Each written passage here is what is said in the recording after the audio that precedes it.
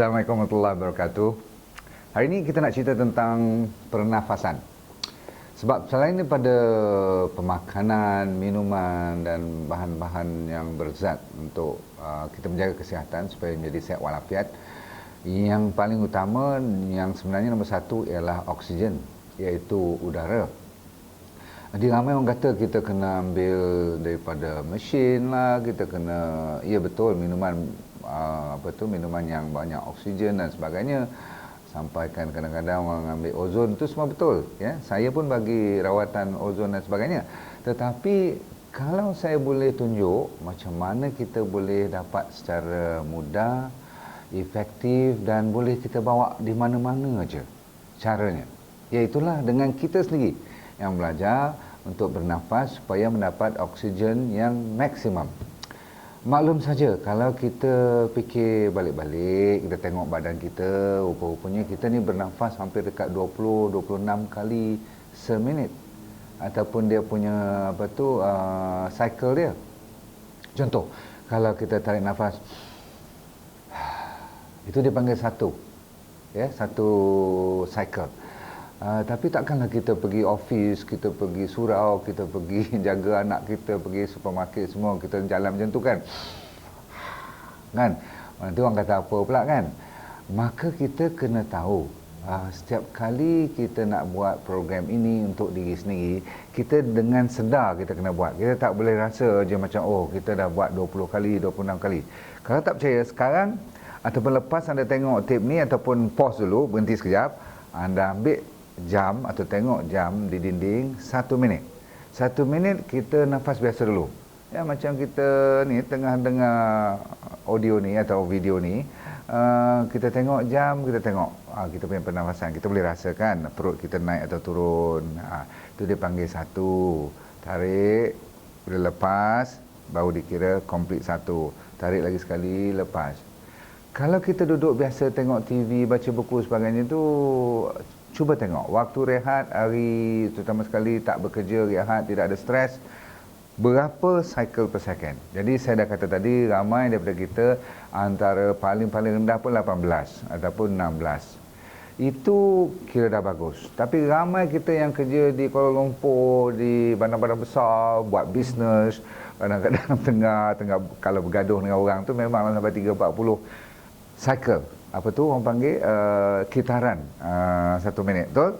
Biar dulu apa yang kita dapat, kita catatkan dulu. Okey, kata hari ni 24 per minit.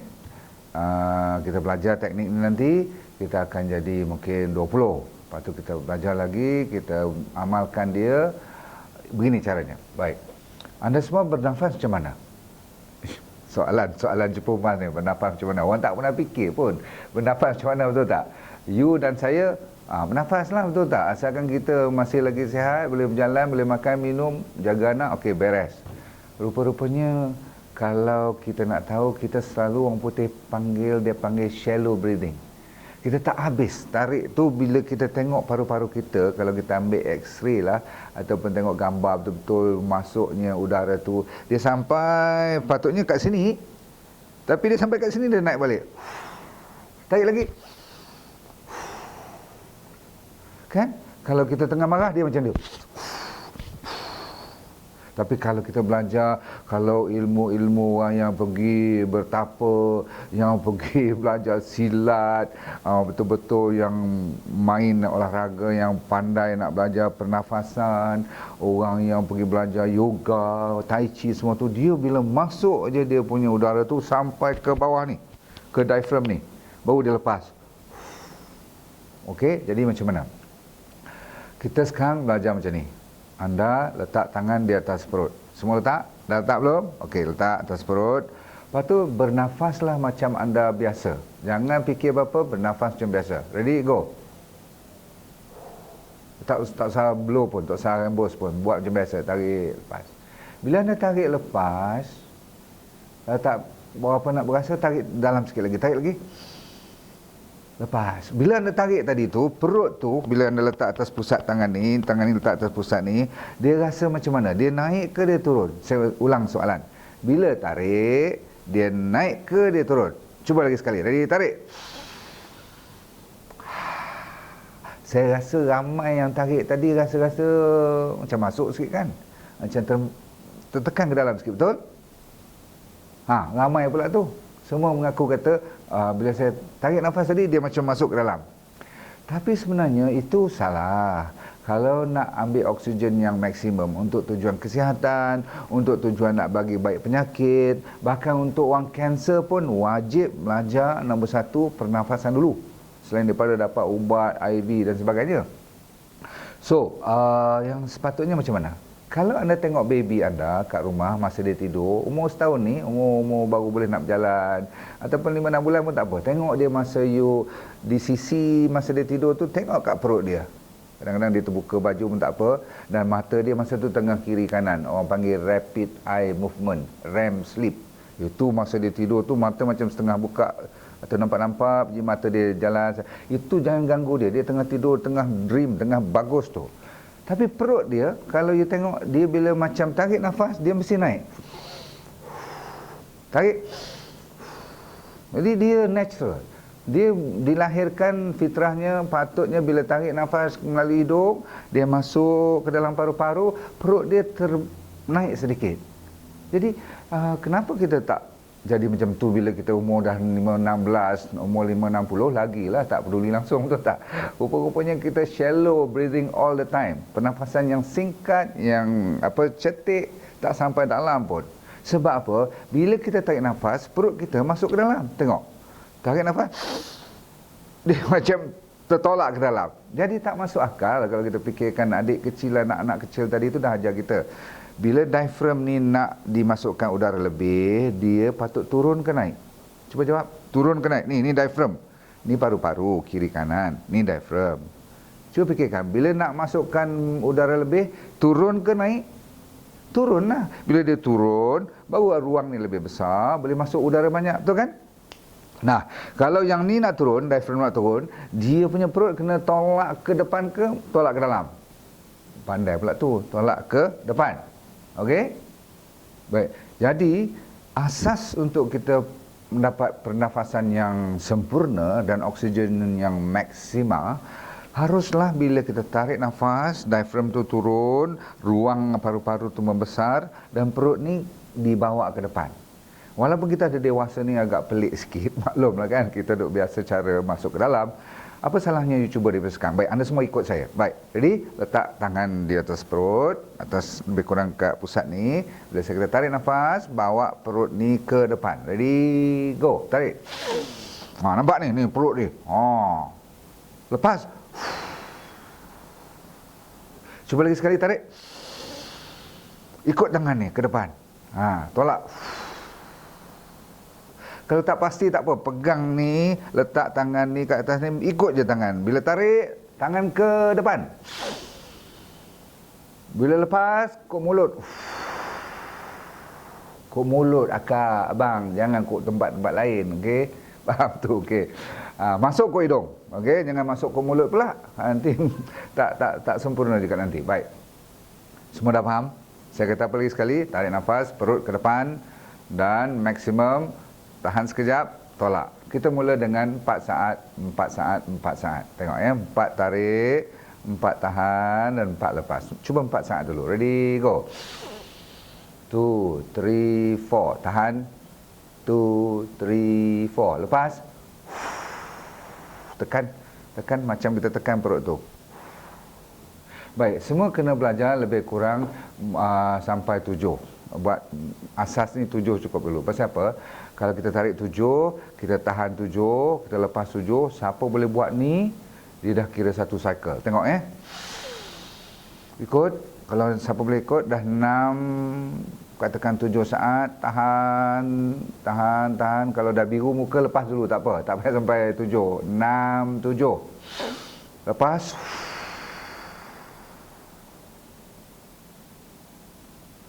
Katakan 7 saat. Siapa yang boleh buat 7, tahan 7, lepas 7, dia rasa sedap betul. Bila dah mula-mula, dia rasa macam berat sikit, kadang-kadang nak pening-pening. Tapi bila dah biasa besok, fantastik. Pasal apa fantastik? Tadi saya kata, kita bernafas lebih kurang 20 ke atas. Orang-orang dewasa ni. Kalau yang stres, tak usah harap nak bawah pada 20. Betul? Kadang-kadang dalam tidur pun sampai dia tak boleh turun bawah pada 16. Kita kata tadi, kalau siapa yang boleh bawah pada 16, siapa boleh bawah pada 12, dia dah mula cukup cantik, tenang dan dia tak banyak pakai tenaga untuk mendapat oksigen yang maksimum. Kalau anda boleh buat 7-7-7, tu berapa saat tu? Total tu. Berapa saat bang? 21 saat, betul? Okeylah, kita ambil, tak usah sampai 21 saat lah. Kita ambil 15 saat saja. Maksudnya tarik 5, tahan 5, lepas 5. Berapa saat total? 15. 15 saat, satu cycle. Jadi 1 minit, berapa? 1 minit 15, 15, 15, 15, 4 lah kan? Betul? 4 kali seminit. 4 apa tu kitaran. Oi, kalau kita sentiasa boleh buat 4, memang tak boleh lah. Sampai satu hari, sampai 8 jam, tempat kat office pun tak boleh kan. Masa kita kerja, kita meeting, mana nak fikir. Bila ada waktu je, you tarik. Katakan 5, cuba tahan 5. Tahan ni setengah orang tak berapa boleh. Tapi tak apalah. Buat 3 saat pun tak lepas. Wah, kalau you dapat 15, 15, 15, 15, 1 minit jadi 4. Oh, 4 ni kira top lah. Macam yoga punya master dah, betul tak? Baiklah, kita kata kita tak boleh 4, terutama sekali yang nak tahan tengah tu.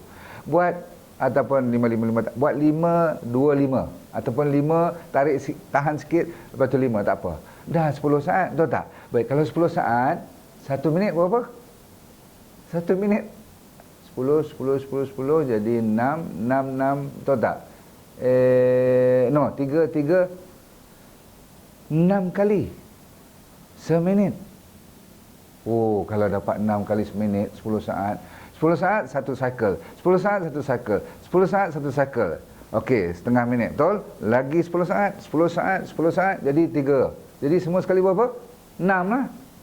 6 hingga 10. Kalau anda boleh buat, anda yang terbest dalam dunia ni.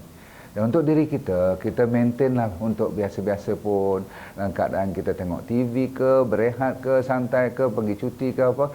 Cuba ambil nafas pertama sekali di kawasan-kawasan pergunungan. Di kawasan-kawasan yang berbukit, kawasan-kawasan yang waktu lepas hujan. Waktu kita berdekatan dengan air terjun. Ini ada kuasa energi yang Tuhan bagi, oksigen yang begitu fresh. Sebab tu Tuhan bagi hujan. Nombor 1, nak bersihkan pencemaran alam. Nombor 2, bila dia charge balik, banyak negatif ion keluar. Itu yang orang cari, yang bayar mahal untuk orang di Jepun tu. Masuk dia punya kedai, ada special machine, dia ada bar dia. Orang pergi kedai nak minum, dia orang pergi kedai, bayar duit untuk dapatkan oksigen.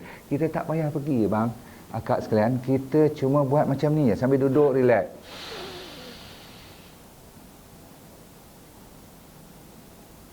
Lepas.